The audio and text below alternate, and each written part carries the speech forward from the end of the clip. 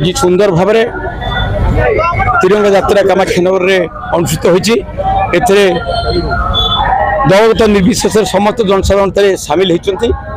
विगत दिन यही दिन महत्व को मन पकई समस्त जागृत करने से आम आज कार्यक्रम प्रिय प्रधानमंत्री नरेंद्र मोदी एवं राज्य में आमर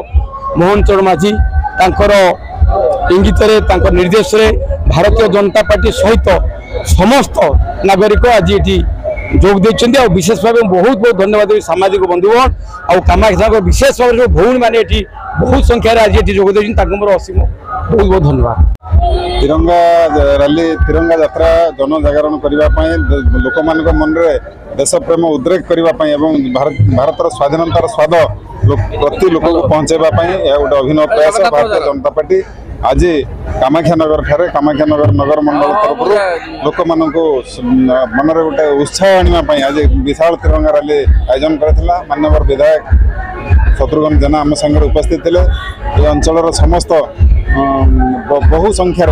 माँ भौणी बंधु युव बंधु मैंने आज उपस्थित अच्छा विशेषकर मुझे धन्यवाद देवी पत्रकार बंधु मानक जो मैंने आज आमको ये यात्रा को सफल करने बहुत बहुत सहयोग कर अनेक अनेक धन्यवाद।